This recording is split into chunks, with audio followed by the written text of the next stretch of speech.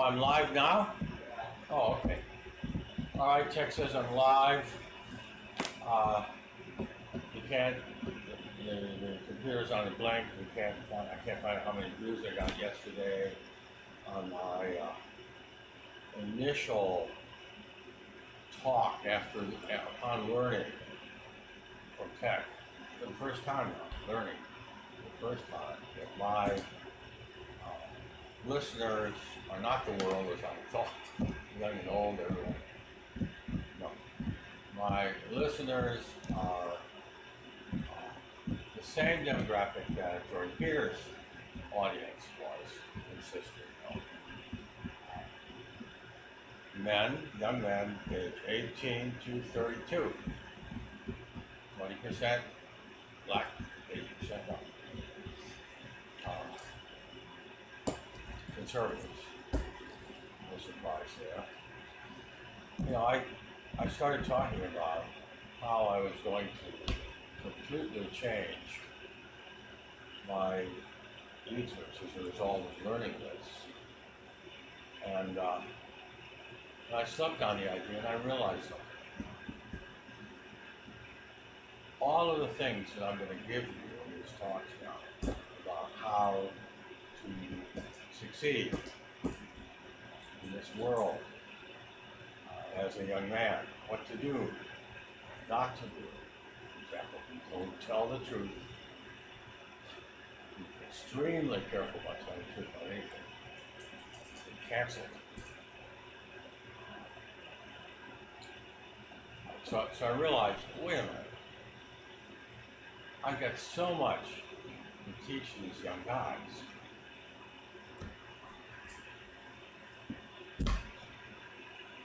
Why didn't anyone teach me these things?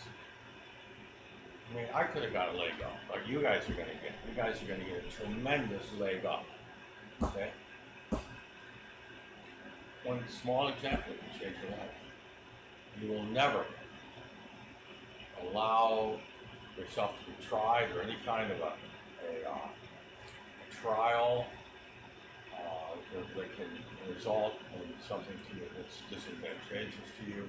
You're never going to do this without making your own transcript, having your own court reporter make notes, or a reliable reporter, because I can tell you so, because I know from personal experience that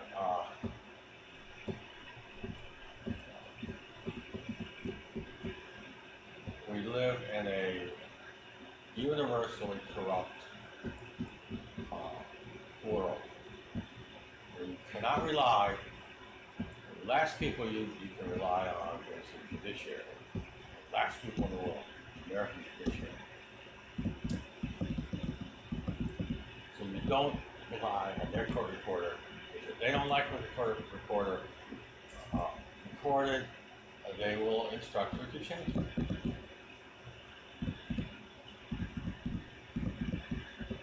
Bells. I have a YouTube about a trial, a jury trial that I had, which was the largest full hall tavern, probably restaurant, assault verdict in the history of Florida in 1981 or 2, and the verdict was $250,000. It's actually 240 to be exact. And I learned when deciding to talk about this case and going back to it and having my tech, look it up, I learned that the Supreme Court, after dealing with the case by instructing the carrier, through his attorney, I'm sure, to pay the money, settle the case, the carrier had intervened and paid off the Court of Appeals, paid a bribe, and the Court of Appeals had set aside my verdict, the 240 verdict. They had set it aside a judgment for the defendant, Billy Jack's Tavern. Billy Jack's then appealed to the Supreme Court. The Supreme Court said, looked at the transcript, did not support the tavern's, Billy Jack's tavern's position. There's nothing in the transcript, nothing whatsoever to support its position and the decision of the second DCA. And so anyone who had the transcript and saw the Second District Court of Appeals in Lakeland, their decision would know this is clear bribery, it's obvious bribery. So what the Supreme Court did is they instructed the attorney for the insurance company that they couldn't do it, they would have to pay this, they were going to reverse the decision, and they were going to cover everything up. This is how they covered it up. So I had sued the assailant. I'm sorry, I had sued the bar, not the assailant. Because you don't want to sue the bar and the assailant because the jury can decide, well, yeah, this assailant, we're gonna compromise here and award a big verdict against this assailant. But then we're going to find that the bar wasn't responsible. No, I wasn't going to give them a chance, so I just sued the bar. Out for an hour and a half. Okay. So what the Supreme Court did, the Supreme Court of Florida in 84, they added the bar as a party. I'm sorry, they added, I'm getting old, 77. They added the assailant, Spillers, as a party. I had sued Billy Jacks, period. So now the style of the action was Eugene Hall versus Spillers and Billy Jacks. I don't know what's name. Okay, and the second DCA did the same thing. And so in order to explain their reversal, which I had appealed from, they wrote this long opinion. The original opinion had a one short paragraph explanation of liability, right? But their new decision that replaced the old one, the Supreme Court did not replace its decision now. It reversed and sent it back to the second DCA. Highly unusual. Usually there was no reason not to reinstate the verdict. But here they wanted to cover everything up with bribery. So they sent it back to the second DCA, and they said, we're going to add Spillers now, and in your new decision, you're going to find this $240,000 versus Spillers, and you're going to find Billy Jacks free from liability, and you can make up any reason you want to. So at least you look like a good guy because you found that Spillers was at fault, which he was. He assaulted by the time he got pulled to fractured skull. Now, so I read this decision. It's got all of these witnesses in it that I never met.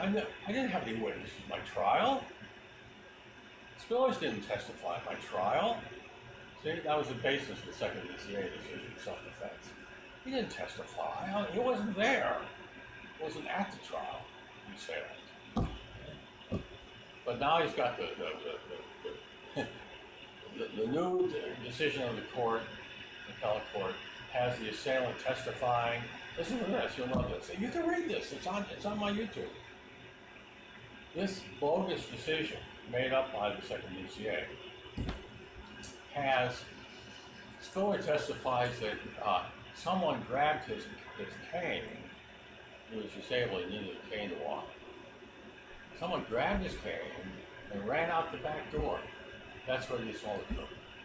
So he went out the back door to retrieve his cane. Why would some woman run out?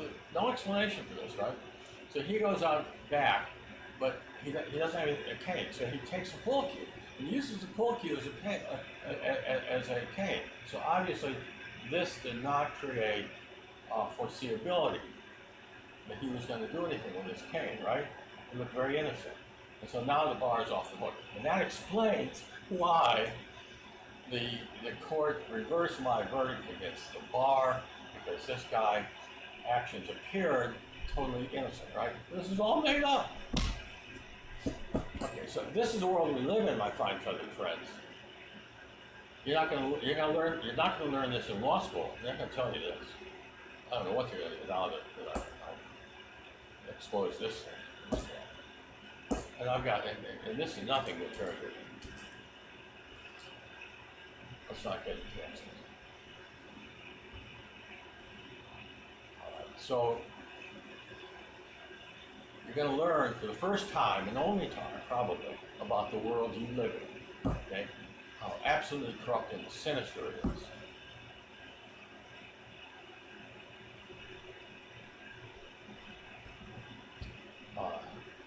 No one was there to teach me these things. Yeah. These things weren't even supposed to exist. You know, once in a while, someone will get busted for bribery, and the Americans would think, "Oh, that's an anomaly," and they think, "Oh, they got the impression that if you did something outrageous, gave Floridas, accepted a bribe, you got caught. That's what happened." No, that's not what happens. If 10,000 people do something outrageous, one of them might get caught. It's more like that. I mean, in fact, all my life I read about how a Floridas received a check, and he was going to be the first Jewish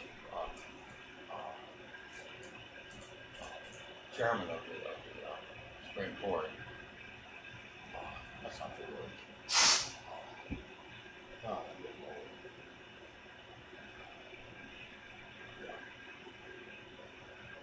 He was going to be first, and then he found someone to send a check to him, but he didn't cash it, he sent it back. But that was enough to force him off the court. Now I find out decades later that he had actually been on someone's payroll for a long time. See, so lying. Americans deal with things by ignoring them and lying about them. You know, and so they have this they've created this phony world for young people. It's nothing like the real world. Is Florida special? Hell no, Florida's not special. Florida is a jurisdiction that is very highly respected by the rest of the South, the other states in the South. Courts in the other states look to Florida law. Okay? So it's highly respected.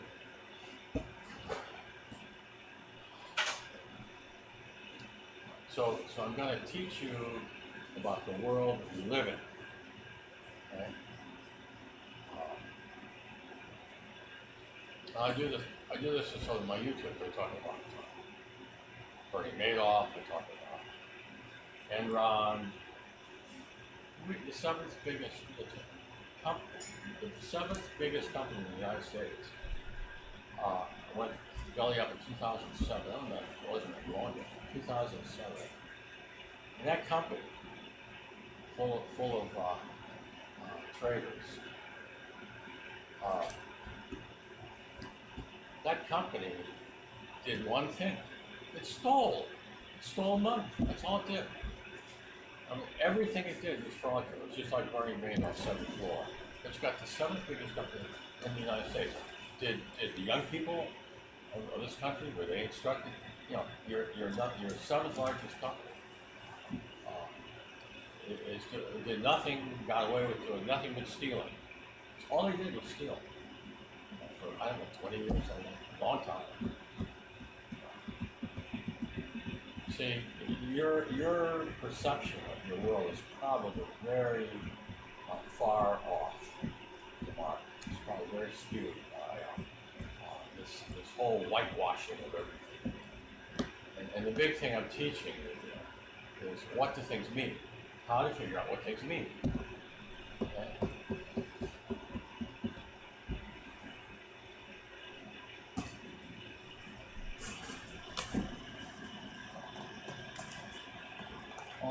So, how many shekels? what? How many shekels? How many shekels says Shmuley? Who has how many shekels? Wood. It's What kind of shekel? What do you want to know, Shmuley? Krepsky. What? Krepsky. Krepsky. Epstein. Epstein. Who is Epstein. Krebsky? Who is Mr. Krebsky? Epstein. Epstein. Epstein. How many shekels? Oh, he was getting, he had a billion-dollar lifestyle, multi-billion-dollar lifestyle, and he had disclosed to half a billion dollars in wealth. We have no idea. There's a very strong implication there that he was a operative for the Mossad. I think that's a very strong implication. Of course, they've got unlimited resources here. The James Island. Shmuley lives right down the street from us. Have you seen the ghost of Epstein, Shmuley? In your neighborhood? She is. You have seen it.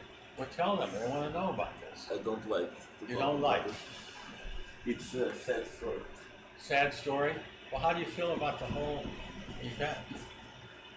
I mean, you think, how do you feel about the survivors? It's also bad, but they have to go through this. You what? It's too bad. Shmuley feels bad for them, and they have to go through what they're going through now. Now, here's a biggie. I'll teach you this again and again and again. Always see what's not there. Always be cognizant of what should be there or could be there. If it's not there, often that's the key. Shmuley just said, I feel sorry for them for what they have to go through now. Well, what about what they went through at the hands of the abuser, Epstein, and Ghislaine? What about that? You feel sorry for them for that? Shmuley? Sure. Sure. Ilkhan. What? Ilkhan. Who, Bill? Ilkhan Omar. Well, now Shmuley's talking about Ilhan Omar. No, Ilhan Omar. What about her? What about her? What about her? She stole 600,000 directly from campaign into her checking. Yeah. He wants her to go to jail. Well, she's an enemy of Israel, because she just stole $600,000 from her campaign donations. Right. And how does she justify this? Racism. What? Reparations. Reparations? Yeah. That's a tax write-off? Yeah. Okay.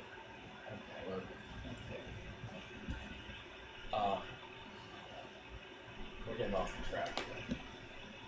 So I'm going to try to give you all the things that I wished that someone had given me when I was 18 to 32.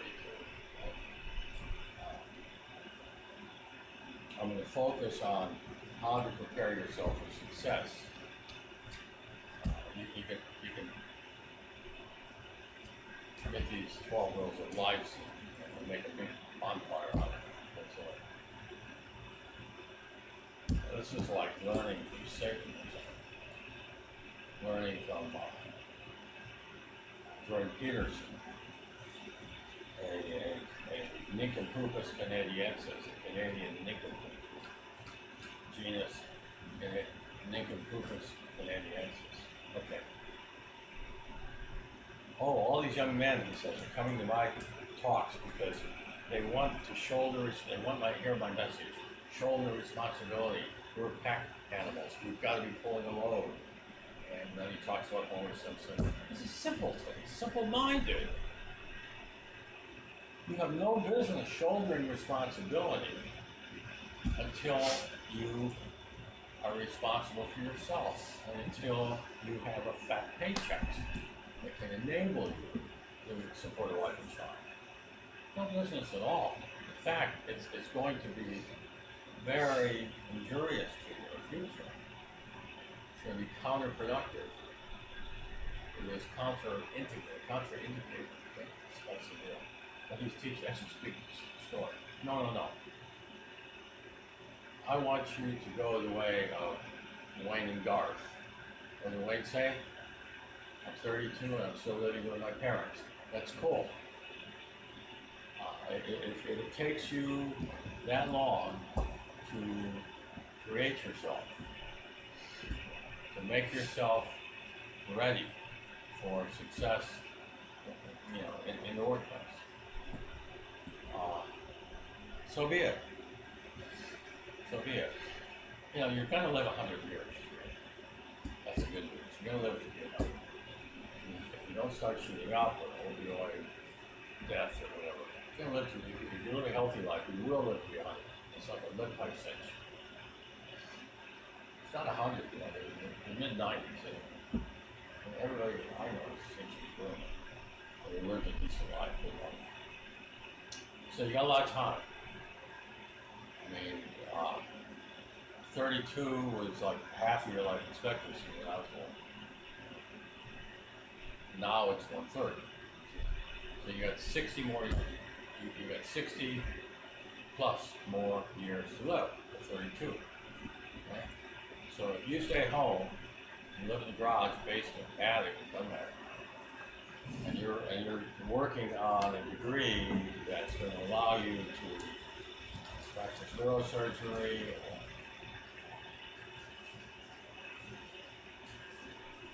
be a CPA, be an engineer. I told you the story on one of my YouTube comments earlier. I come to New York City and I'm standing 53rd and Lexington, and there's a Dunkin' Donuts here. And it dawns on me that if I had not gone to junior high school and I had simply started selling the donuts, so I learned how to make on a farm, there would not be a Dunkin' Donuts today. Okay? I didn't have to go through all that. How many years? 17 years, 16, 17 years of education. I would, I'd be a multi-billionaire now. So, put a lot of thought into what you can do. Of course, you want to consider what you want to do, but how many people get to do what they want to do in this life? I know so many people who want to be actors, they want to be models, they want to be fashion designers, they go to FIT, Parsons, fashion designers, all these glamorous things. But how many people can do that?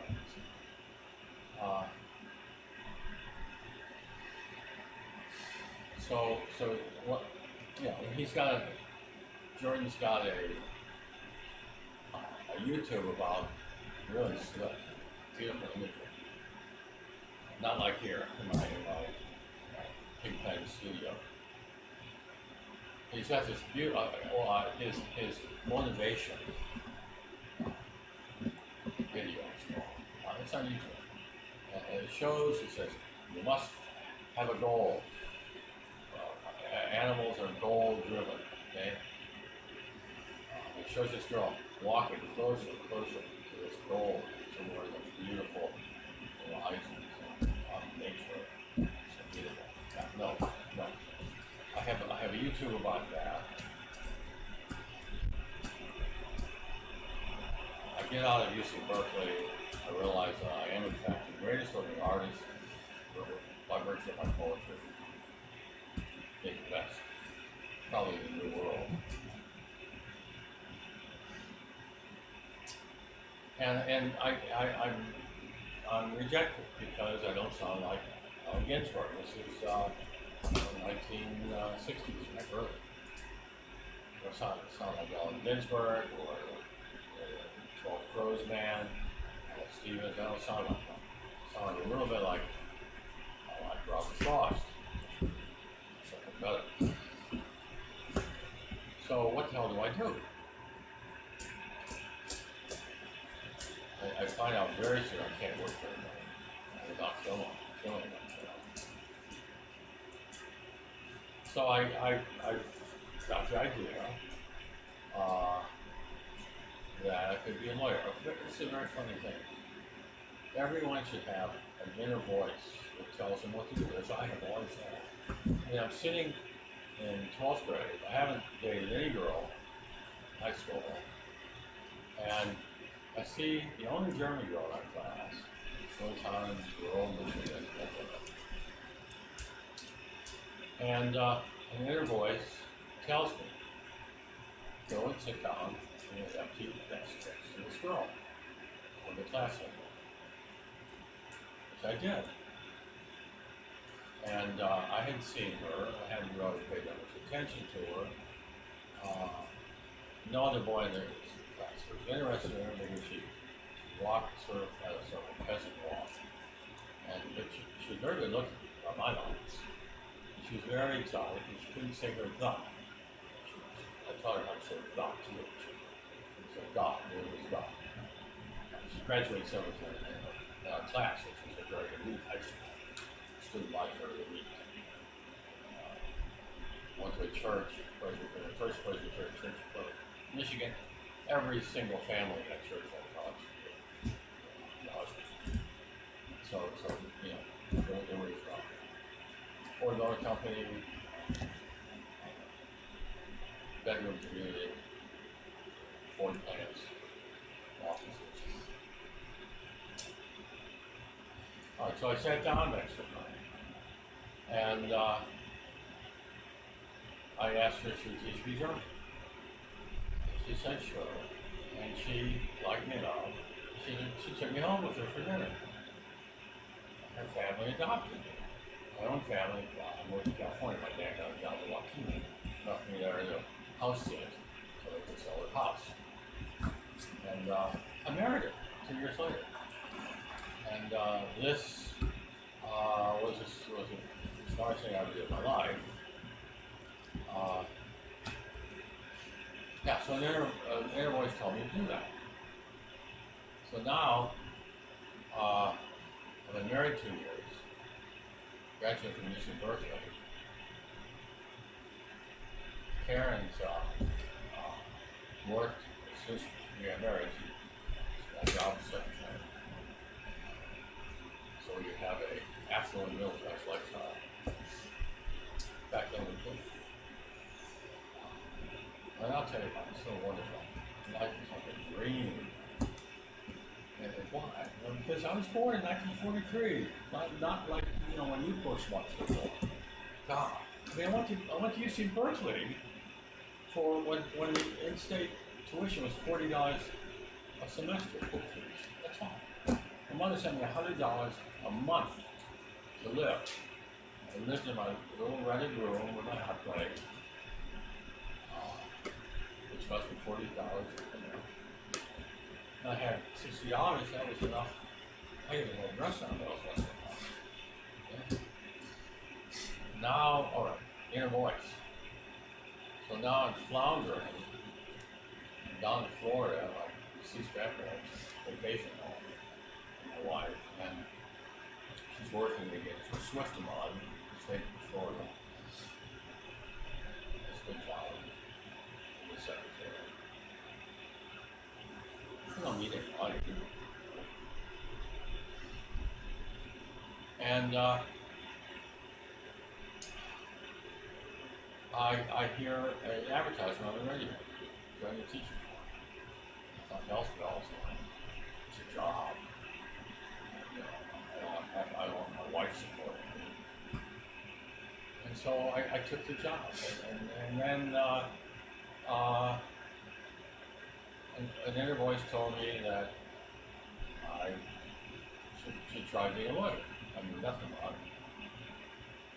And it's funny, I mean, I had heard that voice in high school. How do I know?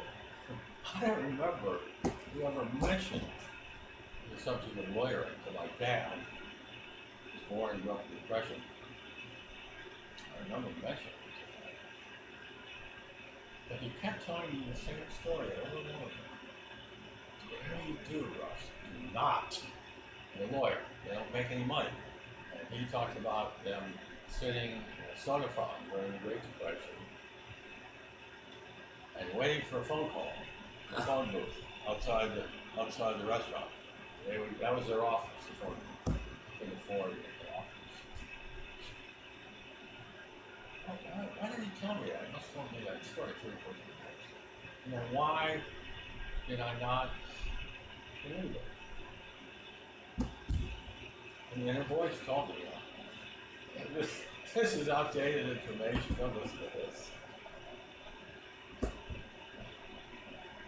So an inner voice told me to go to law school. So, that cost me $600 a semester, $3,600 total tuition to go to a state college of law, University of Kentucky at Lexington, right?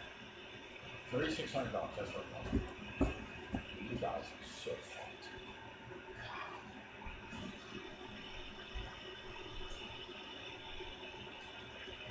Anyway, so listen for your inner voice. I always had you. You always sent me in the right direction. Okay?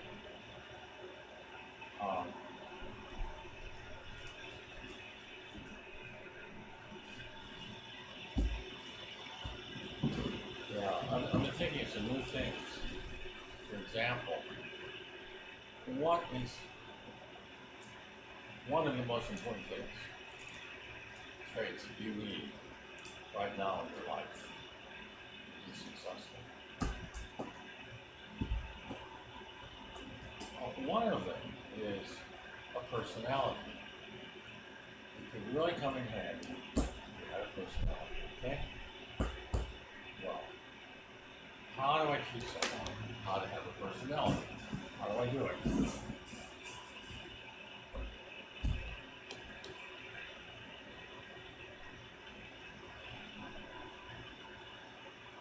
I have known many people who really didn't have a personality. Like somebody asked me, what was that guy like? I don't know, I have a nose and 2 eyes and said hello, goodbye. How would you describe, Shmuley, how would you describe Little Z's personality? Remember Little Z? Subservient. Subservient. All right. See, I didn't even experience that. He worked with you, right? And you He always wants to serve someone. What? He doesn't serve himself. He always serves other people. Wow. See, I didn't know him well enough to know that. Well, that's a hell of a personality. I mean, that could be good. You have any idea what he's doing now? Probably dead. Huh? Maybe dead. He could be dead. Really hope so. No? Well, you were pissed off with me Little Z for a long time. I don't know. It's only better for him. What now? It's probably easier for him to be dead. It's probably what? Easier. Better for him. It takes a lot of effort to talk. Shmuel's got better things to do than talk to me. He does got roll in his mouth, so he mumbles all the time. He has a great speaking voice. It's too much effort to use it. All right, so when I think about the personalities of a lot of people I've known, I can't really say that they had a personality. Why not? Because they were phonies. Because their presentation was false. It was contrived. It wasn't them. They were trying to be somebody they weren't, somebody better. Okay. All right. So you have to be yourself to have a personality.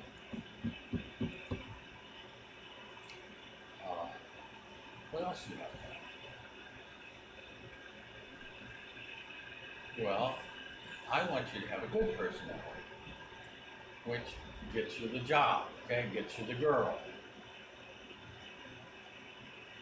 Gets you a lot of money in the stock market or wherever. So how do you have a good personality? How do you develop it? I mean, we think that we simply grow into ourselves. It's just sort of in our DNA. Our personality is in our DNA, and it develops organically by itself. And yeah, but the problem with that is that what develops is not always that beneficial, advantageous, agreeable, pleasant, likable, ingratiating.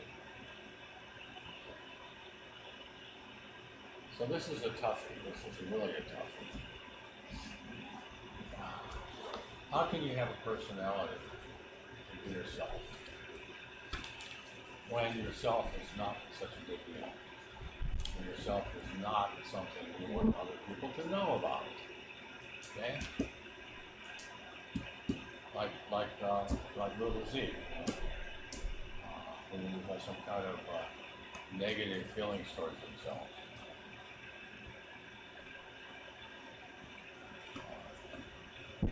I didn't see little Z like Shmuley does. I saw him as just like a cipher. How do you develop a personality? Well, I'll use myself as a model. Why do I have a personality? Why do people like me? Why have I always got the job? How many people competed with me? It's in my YouTubes. You can listen. I don't want to repeat myself. How do I do this? Well, let's break it down. What are my traits?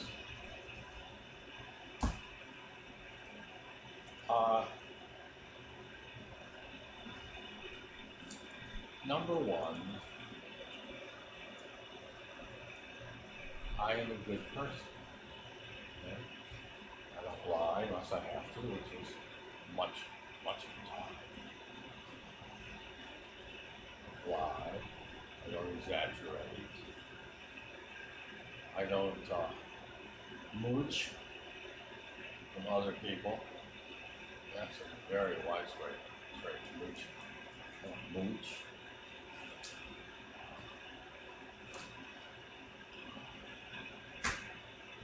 I have a sense of humor. I have a very strong sense of humor.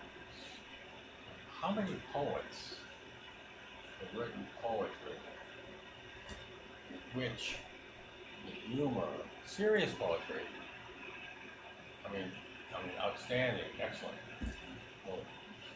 That's unserious. Good word. How many people have written serious poetry that is extremely funny? In a dry way. Yeah, I have a very strong sense of humor. How is that possible?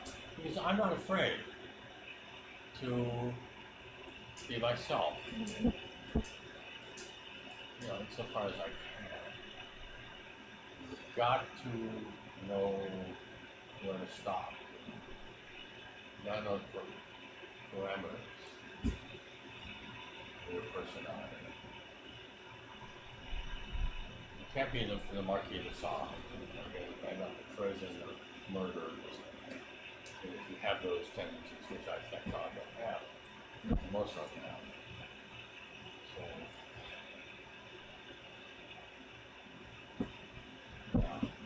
well, here's an example of having a sense of humor and really being sort of outre and really going a little too far. And I'm sure that this poem is going to offend certain very large demographic, actually. But I would anticipate that. But also, there's all kinds of people. So all kinds of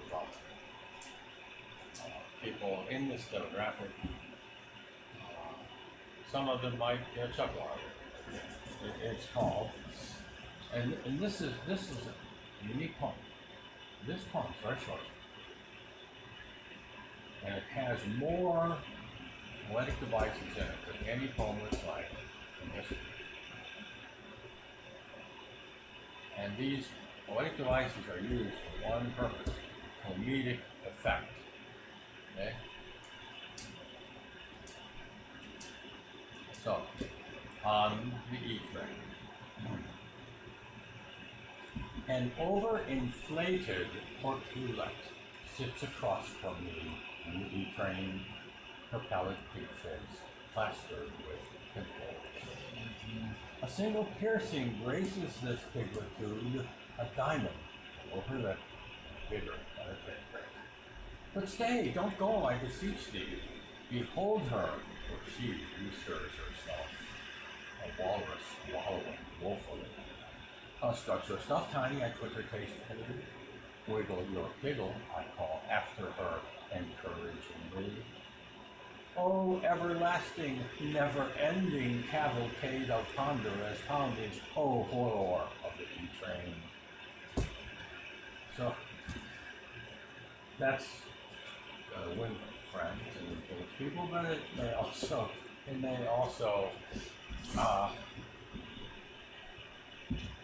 earn the displeasure, result in the displeasure of some. That wouldn't surprise me to happen. But my point is that I'm able to let it all hang out. My humor, my sense of humor. Okay? That's not dry humor. That's pretty outre. So you've got to be yourself. Yeah, here's the key. You've got to be yourself to the fullest extent as I am in that poem. And that's me as a humorist. And that's me as someone that can't stand a certain quality in a certain demographic. Featured in the poem. So, yeah, I want you to let it all hang out. I want you to be yourself. But at the same time, when you have to dissemble, what did Lord Talleyrand, one of Louis XIV's ministers, Louis Talleyrand, said that we have been given speech to hide our thoughts. It's called diplomacy, you know. It's called being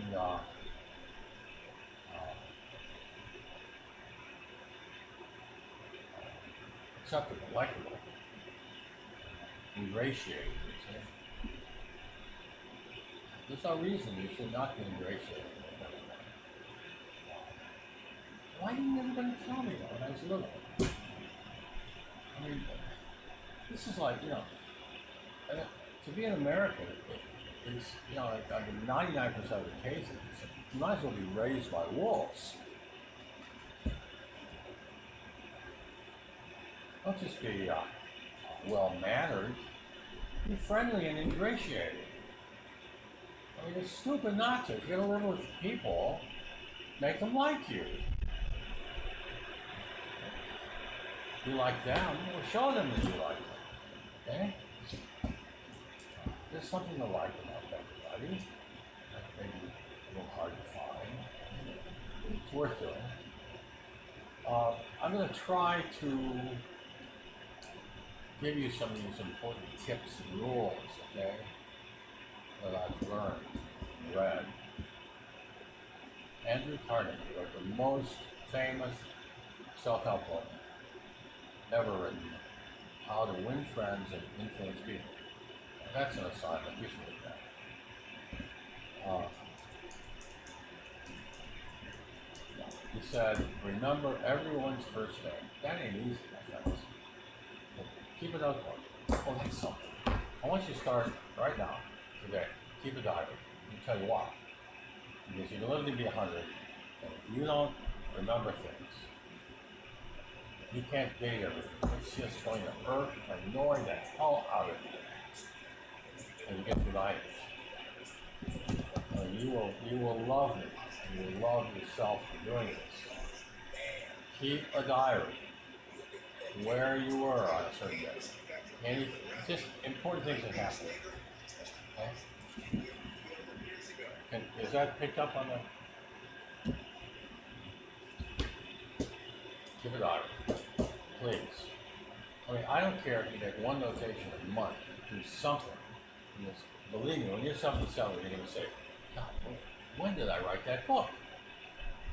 I had to. My son remembered. And it's so funny. You know, what's the song say? Imagination is funny. It makes it shady. It makes a shady day Sunday. It makes a cloudy day Sunday.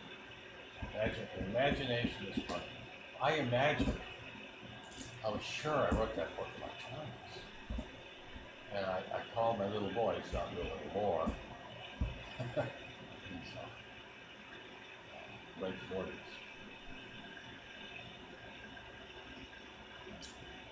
I called him. I said, "Do you remember when I wrote Fergie and the Mystery Room? It had all these associations in it for being at my grandparents in Florida when I was 15, 16, 17. Parents were sending me down from Michigan to be with my grandparents. Not, for once for a pretty long period of time. Got to go to a real backwoods, deep south school, Manchester, Michigan. First semester of freshman year, I spent my first semester at Orlando High School in Brooksville, Florida. You can look it up. Yeah, and my book, which is probably, I'm sure it's as good as any book ever written, but it's like Fergie and the Mystery Girl. It's not a adolescent. I wrote that. I was sure, since I wrote it about that experience, we're living my life.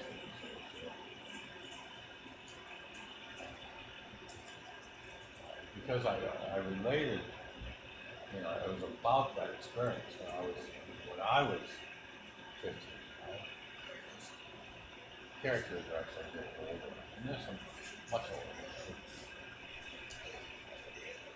For that reason, I thought that I must have been in my 20s when I wrote that. I was telling the kid, I'm sure I was my late 40s. That's crazy. That's what's going to happen to you. Yeah? But I can remember vividly things that happened at 1.5. It was so vivid in my mind. It was such an impression. I remember my life at 1.5. But I can remember when I wrote the book. It's so fascinating, these details. They really don't matter. And if I publish a book and bestseller, I would remember it. So I didn't.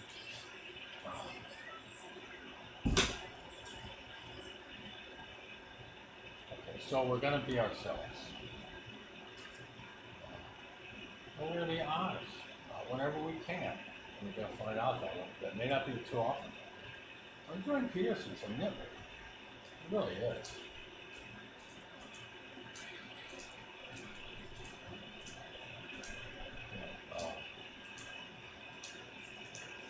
A woman, close to you, is all dressed out there. You look at her and say, "What do you think?" God, you have too much makeup on. I remember I was a little boy, and I couldn't be 5 years old, and this woman, bent down, cute little boy, and she had these penciled-on eyebrows. This to me was like a Martian or something. I said, "Why are your eyebrows like that?" Mortification. No, you cannot tell people, "You look shitty today." You can't say what you feel. Very often. And I'm telling you shit you already know. Okay? But we're trying to get organized here. We're trying to conquer the world. That's what I want all my people guys to do. I want them to be, every one of them to be an Alexander the Great. with a 100-year life expectancy. So we're talking about how to have a personality. All right? Don't suppress yourself. You can't do that. You're going to end up like so many people without a personality. It's a pretty uninteresting person, right? Not very charismatic. So you want to let it all hang out. You want to be intuitive, impulsive, sensitive, responsive, all of these things. Okay? Get in touch with your feelings. I talked about the inner voice, but that's the psyche. So go in that direction. Okay? But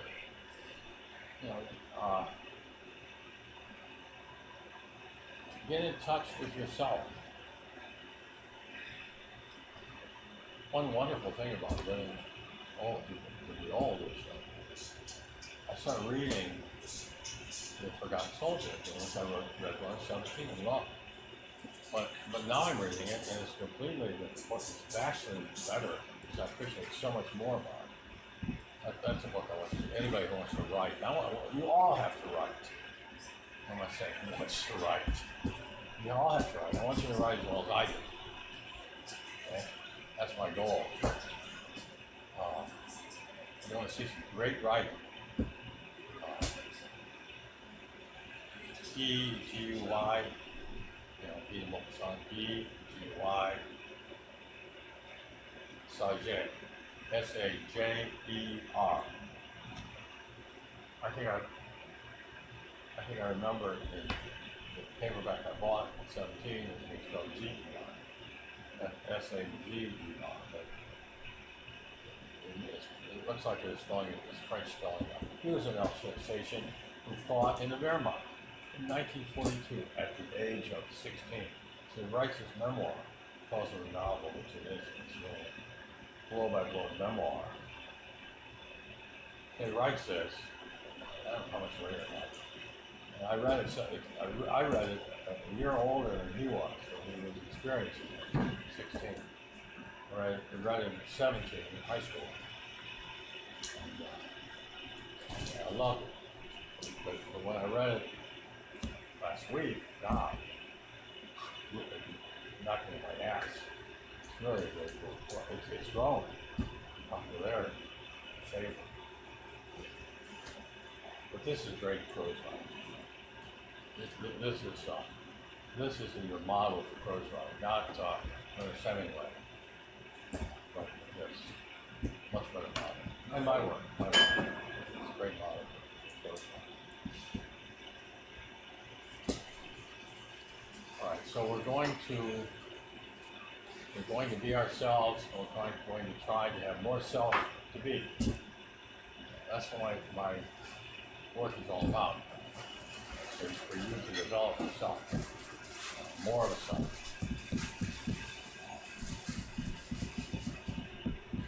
So I talked about being in touch with yourself. How do I feel?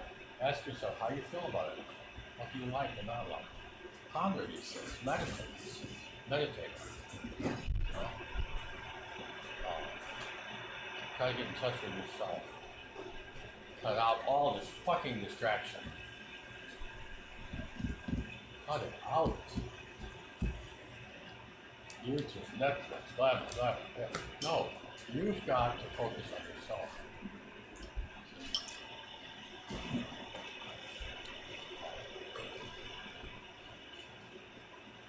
Yeah, experience things, try things.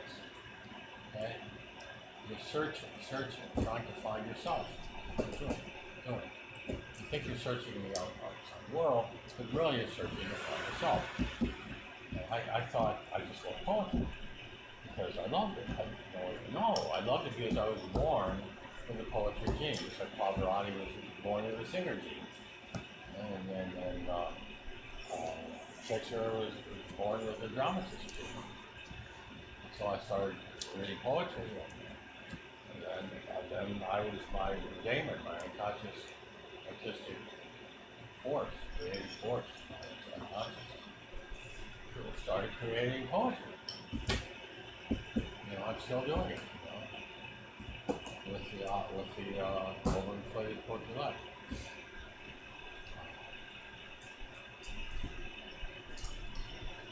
And even as 17, 18, even then, my poetry demonstrated featured is the right word. Featured a human. I mean, how many really good poems, and this is a really good poem, feature humor? It's very unusual in serious poetry. Fishing weather. When the afternoons were gentle as a cow face, you know what it means. Decent fellows wishing to go fishing, to get spade and dig some crawlers, fetch together hooks and bobbers. When his canes tipped above the water, then doing what he water.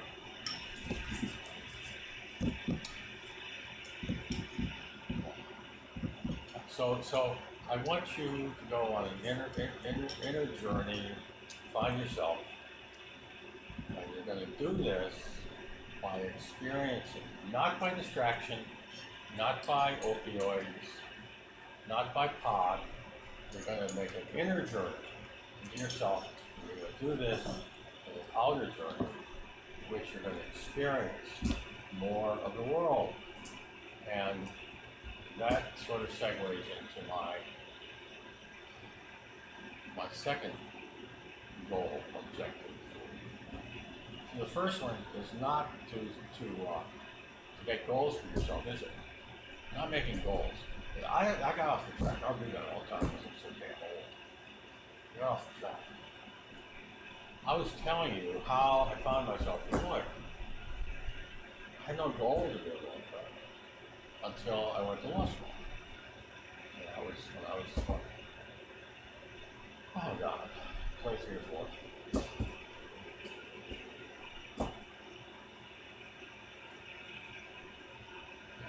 So I had no goals. I was floundering. I wanted to be a writer and realized I was unrealistic. So I really didn't know what I was doing. And that's probably where most of you are, especially the 18-year-olds, 20, 22-year-olds. So I want you to make this inward journey by experiencing the finer things in life, and then ask yourself how you feel. See what happens to you. See, I read poetry, and then pretty soon I was writing poetry as good as any written in the New World. Certainly. So maybe you've got something like that in you, see, that you haven't stimulated, you haven't discovered. I mean, you know, we're different people than we would be if we had actually been raised by wolves. We couldn't talk, and we thought like a wolf to some degree. Hey, this describes some people I know, okay? Can't talk, don't understand anything. They act like a wolf, they think like a wolf. Everything is about, you know, where is a female I can copulate with? Where is something I can eat? Scratch my belly, make me laugh. The wolf people.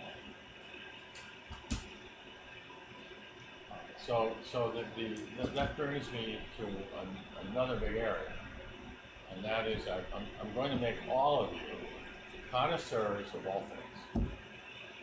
You're all capable of this. You're all very bright.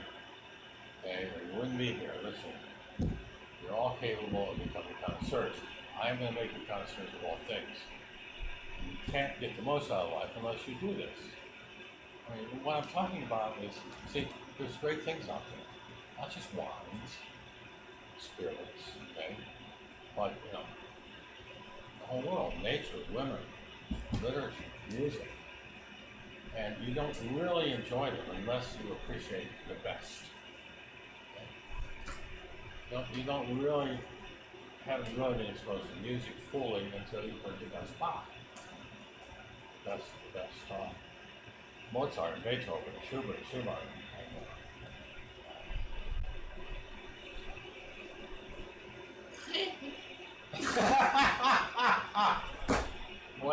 What is that, Shmuley? Shmuley says Mendelssohn. Okay, yeah, Mendelssohn, cool. Mendelssohn. I like Leo Deleuze, Leo Deleuze material and music, and also Tales of Hoffman. God. Tales of Hoffman. Come on, help me. Tales of Hoffman. Come on. That's not Leo Deleuze. That's another Jewish composer. Come on, look it up. There's a YouTube, two sopranos. One's not mezzo soprano, whatever they call it, middle range. Cox, everything. And it's Tales of Hoffman. And there's another, both these composers wrote the most beautiful quartet, duets for women. My God. Shmuley is really funny. I want to do a podcast with Shmuley because he's just as smart as I am, and he's 1/3 my age, and so he knows all this shit I don't know about. Yeah. And he's got this totally different perspective, from being born, 50 years after I was. I'm working on it, and he's getting over his shyness. He's starting to talk a little bit. Oh man, yeah. Okay. He's preparing for a safari. Yeah. So, the big game, the safari, big game. And he wants to show me a chick with it. Oh shit! Does that match? Is that a match? No, these are top. What? Top 60 bikinis. Well, what's that? What good is top 60 bikinis going to do you, Shmuley? What good is that going to do? Do you have contact with them? Is there a contact? I will contact. The What? names are here. They got names. Is that enough? Yeah. See, But this one's for you. one for me. Oh, that's funny. That's funny. With a big ass and tits. Yeah, thanks. Thanks.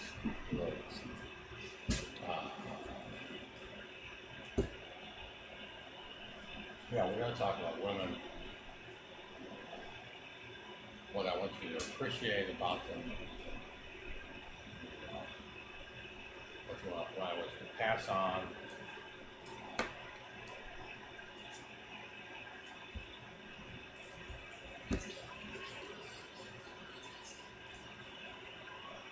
So,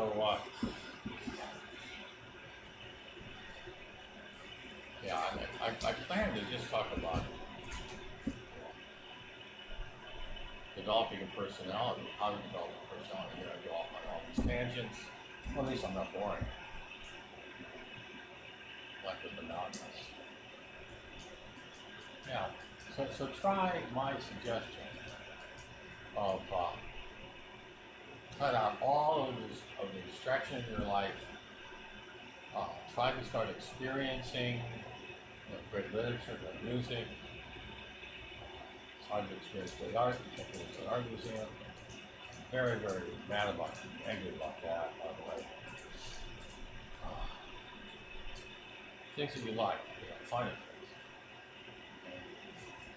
And try to get in touch with yourself more. Try to express yourself. Try to express your feelings. And so many people become like cripples, psychic cripples. They don't even know who they are. That's what you see. And they're very self-destructive. They don't have lives. They don't have lives. They're opioid addicts. Maybe on the way out, even. Yeah, so let's get a life, which means you gotta purge yourself. You gotta purge all the garbage out of it, all of the desire for distraction, and things that common people like that, thrillers, Hollywood movies, stupid shit. It's not interesting. Once you get into good things, great art, music, literature, you're not going to be able. You know, I used to go to Hollywood movies out of curiosity. This big, I got to see this. Some of them I actually finished, and I enjoyed. You know, I thought they were well plotted and interesting. But it seems like 9 out of 10, I go intending to see the movie because it's such a big deal. It's part of history. Star Wars. I go to the movie and it's so stupid that I find myself walking out in 20 minutes.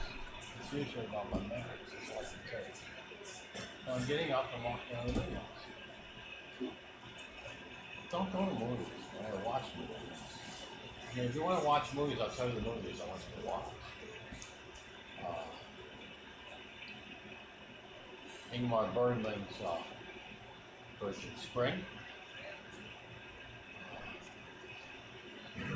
Fritz Lang's M.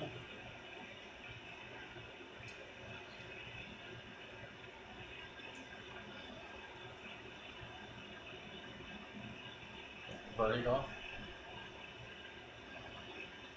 Frenzy, also an African shot.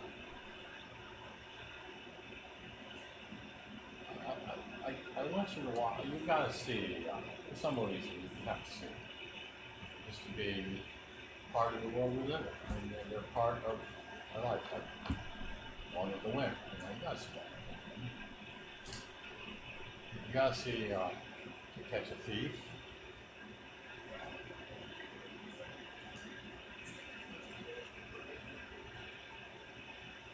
I'm thinking of other movies. There are others that are musts that I want you to see.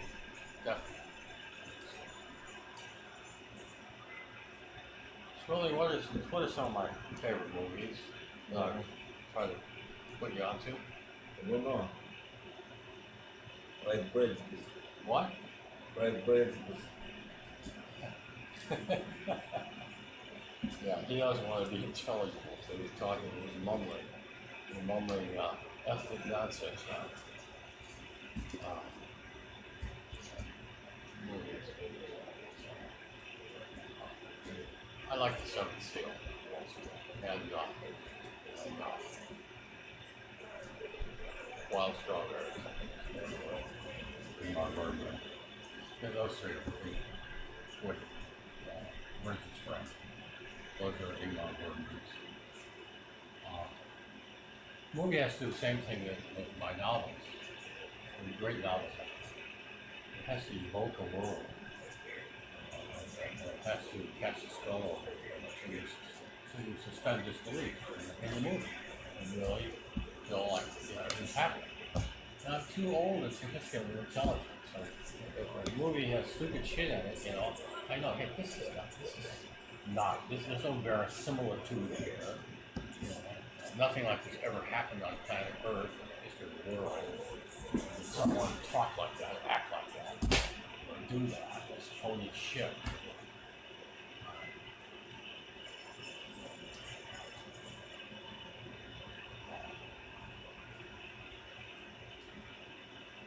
Yeah, there are a lot of iconic movies that are part of history, part of our culture that I want you to see. There are books, many books, that I feel the same way about. They're so really enjoyable. I want you to love the finer things of life, not just experience them. I want you to love them. I want you to get addicted to them, be passionate about them.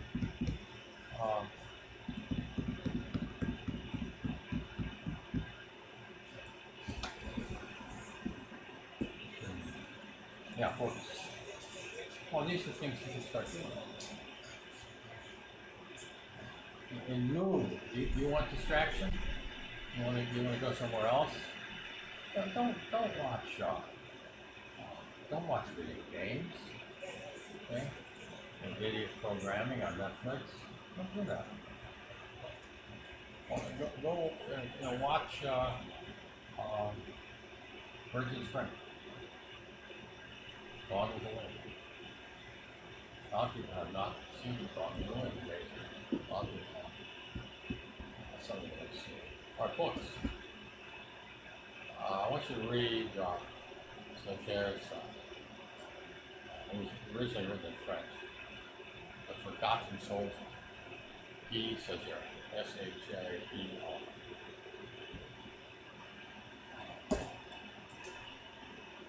You know, I love a certain kind of fiction. It's really not fiction. It's like it's really memoir. Right? A couple examples. Orson Welles, Down and Out in Paris and London. Read the Paris part, don't bother with the London part. It's too off-putting. It's a bummer.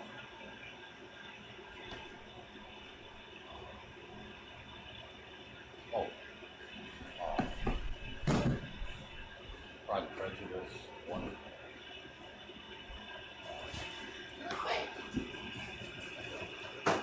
He was all excited. Always going to be decided by his next safari. It took him like 2 days to recover from his last safari. He wasn't completely awake at all. He was awake. No one. Yeah, okay. Orson Welles, read Paris. Down, Paris and London. Autobiography. Read the autobiography of Gertrude Stein. Alistair told us it's really Gertrude Stein's autobiography. And then read the beginning, at least, of Movable Feast by Hemingway, because he's talking about the same thing. He's talking about Paris after the First World War, and the expatriate artist community, hanging out at Gertrude Stein's salon, going there to drink and talk, enjoy the fireplace in the winter. Yeah, so do that. I mean, I got so interested. I studied the period. It's fascinating. For great cinematography of Paris, Woody Allen's Midnight in Paris, I think it's called. That's close enough. That's a good one. Yeah. Snow says it's good. Yeah. The movie is, second rate, but the cinematography of Paris is to die for. I love it. So anyway, you can have that experience. I'm trying to get you into conversation. Okay? I'm gonna make you an intellectual. We're gonna talk about difficult scientific concepts, what to make out of certain things. Philosophy. That's what I am. I'm a philosopher. I major in philosophy. I read philosophy. I have a philosophy of art, which is the first philosophy of art, the first scientific explanation of art that explains its biology. And in so doing, it explains why Andy Warhol is not art, Damien Hirst is not art, abstract expressionism is not art. Anything that I can do as good as the original author, the original painter, I can do variants thereof, that can't possibly be art. Art is a product of an individual genius, a unique genius.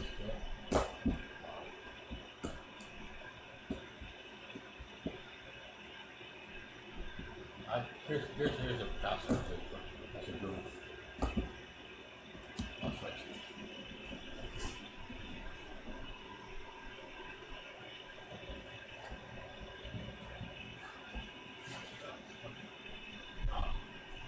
This is Picasso's Woman with Green Curls. And I'd love to see the original from where it was, Spain. Love to see it. And it can't. It's gonna pack more of a punch than this. But probably not a whole lot more. I mean, this packs plenty of punch. I mean, technically, I think it's sufficient. And it's a different face than Picasso had. It's a pretty face. And Picasso's face is not pretty. One is the one with the curls. But my point here is, yes, I can knock off a Picasso that has merit and people would enjoy having. But what I cannot do is create an original Picasso. And, it's a completely original paint. Can't do it. Here it is. Is there a light on this? Turn the light on, please. There we go. See it. 1 minute, 3 girls. Yeah. So, and now you know what I look like. I got malicious glaucoma. Artificial light. Here's another one. Here's another Picasso. My clients love Picassos. So when I finish a case, I give them a Picasso. They remember me. Get that down from the wall for me. Please. Oh, good, thanks.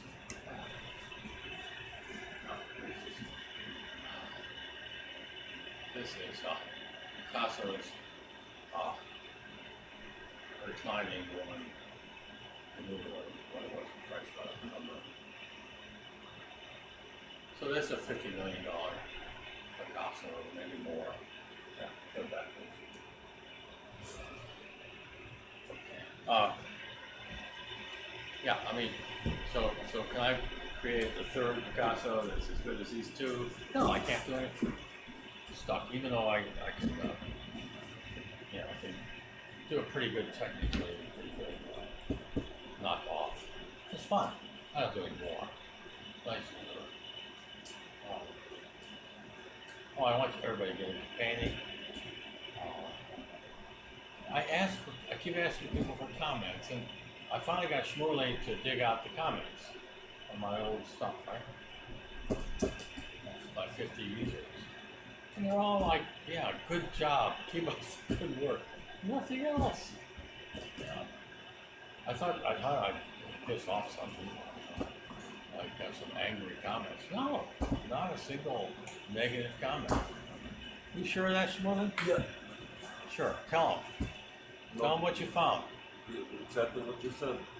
Exactly what I said. Okay.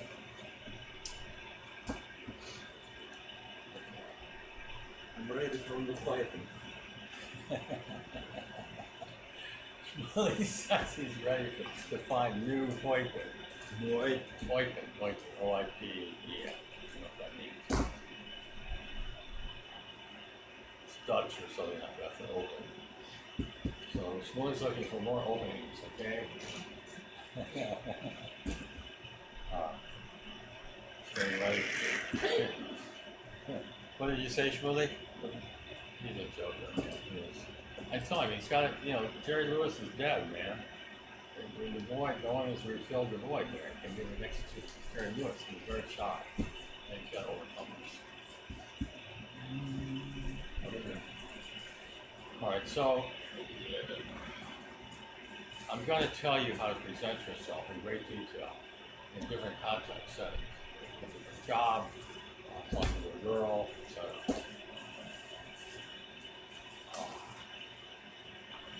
But first of all, we're talking about having a self. So I've given you some ideas about developing yourself more fully.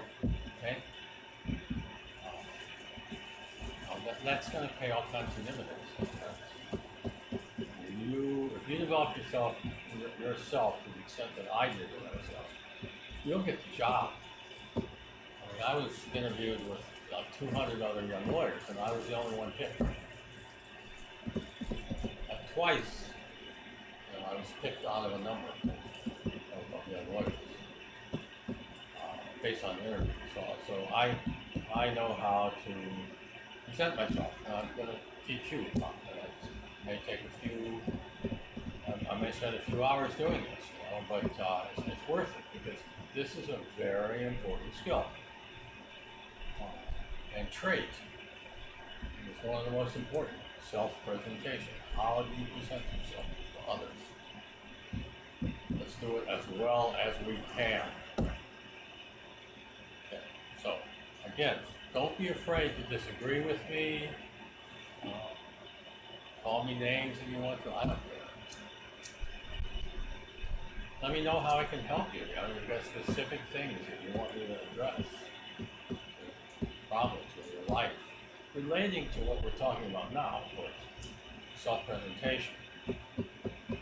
I'm going to talk about speaking. That's a biggie. We'll talk about speech pathology, elocution, and we'll go into great detail about that. All kinds of things. We had a lot of fun. So make sure you subscribe so you know when I'm back. See my thing right away. I can't find a little spot. So get me on the M stream, please.